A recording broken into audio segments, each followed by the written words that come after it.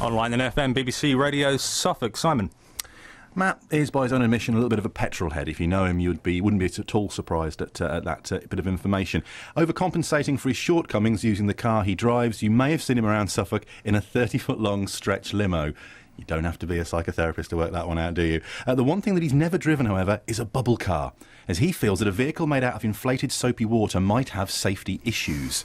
To show him the error of his ways, I took him to Stonham Barns a fortnight ago, where bubble car drivers from around the region were gathered to swap experiences. Like a striking cobra, he pounced on one of them and asked one of his now legendarily probing questions. So what is your name? Mike Seeley. I'm the Regalia Secretary. Bubble cars. Do you have a bubble car? I don't see that you have a bubble car. Do you have one? I have two, yeah. Well, I have one I give to my grandson. Right. Isetta, BMW Isetta. It's done up as a German police car.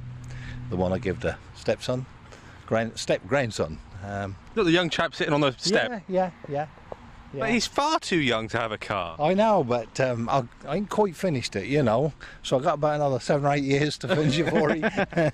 Yeah, and I've got one ahead on the road for 20 odd years.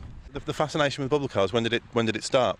Well, I always wanted one. I've been a mechanic all my life, and I always sort of wanted one. I saw one in a field and pulled it out, restored it, and went from there, and I had various bubble cars. I like things mechanical. I just bought a little Mark garden tractor, which I'm going to do up and take to rallies.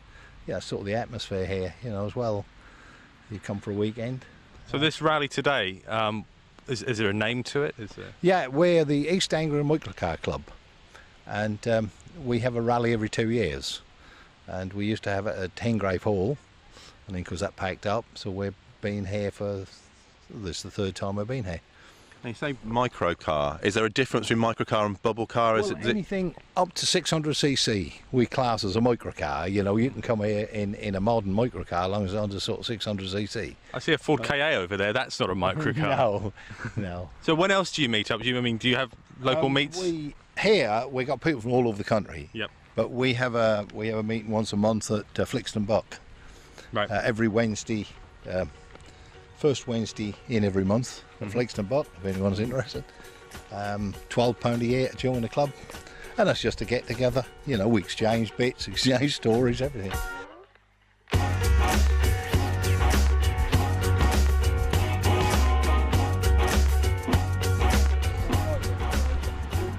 So there's 3 bubble cars in front of us. Now, are they strictly speaking bubble cars? Because I heard one of them referred to as a scooter car. Is there a difference or something? It is a scooter car. It's made in Leeds, kind of classed as a bubble car. It looks like a bubble car to me. Then that's fair enough. How long have you owned one, and why did you get one in the first place? I've owned mine for about 2 years. My father runs a scooter car register, so that's how I got involved. Right. What's your name? Sorry. My name's Phil Boyd. Okay, Phil. Which one's your one? Mine's a cream one. This one here. Yep. That says 60s to me. Very, very much so. And I'm a big fan of the 60s, and certainly quirky 60s. Can you? This won't take long because it's a small car. Can you show us around some of the features? Not many features really. So we're at the side at the moment. Yeah, just opening the door. Really basic. It's a saddle, isn't it? It's like you sit astride, don't you? One behind the other. It's got 4 gears, and to go backwards you have to turn the engine off and start the whole engine backwards. So it's got 4 gears in reverse as well. How long does it take to get used to that mode of driving? To be honest, I don't use the reverse very often. It's easier to push it. Right. Now, you haven't got a steering wheel, you have a kind of steering handlebar. Yeah. Now, I thought for a moment you had a water bottle down there on the right to keep quench your thirst mid-run, but it's not at all, is it? It's not. It's a washer bottle for the window. It's basic inside, and it's kind of the kind of material that's caravans are made out of, fiberglass. Would that be right? That is correct, yeah. How old is this? What's the date of it? 1958. 1958. Wow. What's the furthest you've travelled in one of these? This is the first I've travelled today. Oh, right. How far? About 47 miles. Okay. How was it? How was the journey? It wasn't too bad actually. We probably averaged about 35 mile an hour. Do you want to let's look at the back? So the long walk the half a foot to the back. What can we see here? It's got the spare wheel. Mm-hmm. That was an optional extra, and the number plate. That's about it really. In the Is rear that the light. fuel tank? Yeah, that is. Yeah, holds about 2 gallon. And how far could you go on that? I would guess about 90 miles, something like that. Did you come down here with a passenger? Because you can fit 2 in there, can't you? You can fit 2, we came down just 1 in each. So I'd be interested to find out from a passenger's point of view what it's like. Would you take him for a ride? I can do, yeah.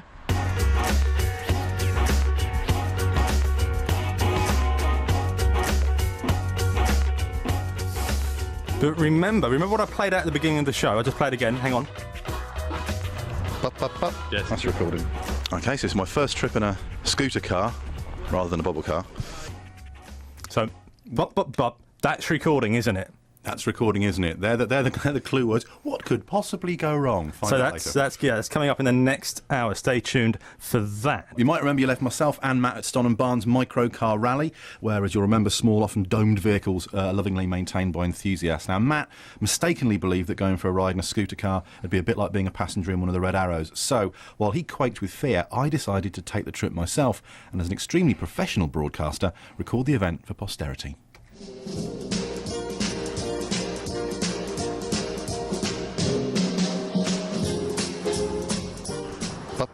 Yes. That's recording. Okay, so it's my first trip in a scooter car rather than a bubble car. Gentleman's getting. I guess I better get in first, hadn't I? So he's. Oh, he's actually. There's a seat rest or a backrest rather on the actual.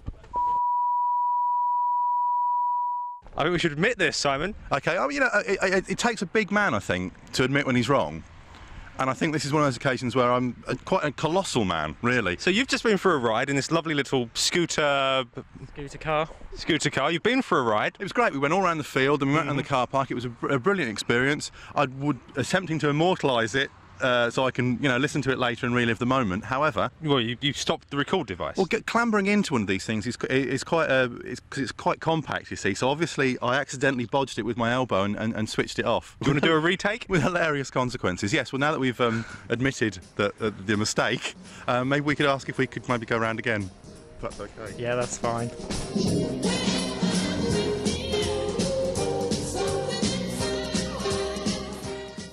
So they're now taking the car apart.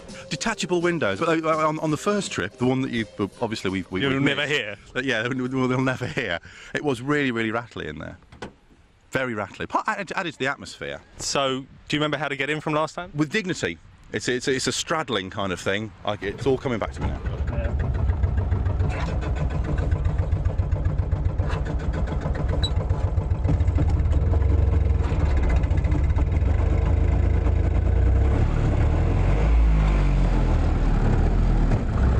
Purring like a kitten. And here we go. Here we go again. Now, having done this before, I do know what to expect. But without the rattling, I can appreciate more of the journey. The car park at Ston and Barnes is going to get their second taste of scooter car action. Try and avoid the potholes. Yes, I can imagine bumpy roads are a bit of a bane of your driving life in this. They are. It's not very good suspension. And again, some smiling faces. Not often seeing a man wearing headphones in a scooter car. Definitely quiet at that time. It certainly was, yeah.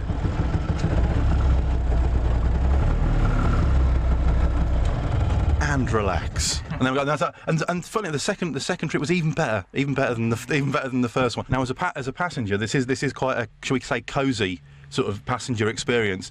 Picking up hitchhikers in these vehicles, is it done? No. No, I can kind of see why. Right, well, hello. That was quite scary. I got all distracted too, and there's Matt's grinning face at the window. So, recorded it this time? Let's try and disembark. So there we go. That was a second journey.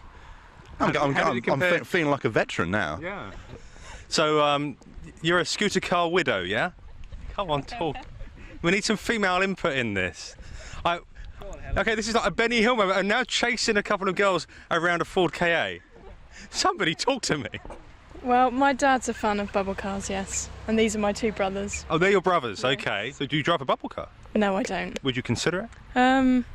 Well, I've tried driving one up the road and I can't really put it into gear very easily, so no, probably not. So what kind of car do you drive? I've got a Corsa. Right, okay. It's still quite small, but not small enough. No, not small enough, no. Okay. So they're your brothers. This other lady? This is Mark's fiance. Right, so she is a scooter car, bubble car widow. Yes, I think you should go and talk to her about this. I don't think she's going to talk to me. What's your name? Emma. Emma, thank you, Emma. So you really are properly a scooter car widow. I really am, yes. So how does that affect your life? I mean, they're out all the time? I mean, They are together, yeah. That's his hobby, so he's usually out in the garage doing bits and bobs, so yeah. do you have a hobby that equally takes up as much time? And No, not as much as the bubble cars. No.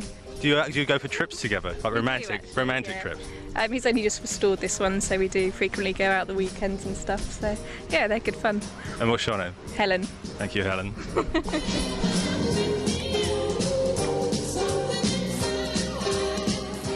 So that's bubble car. Simon, you enjoy those? I enjoyed both trips in that. Yeah. The recorded one and, of course, the unrecorded one. Okay, very quickly we're going to go over to Westleton because Rob's taking part in a race. Hopefully Norman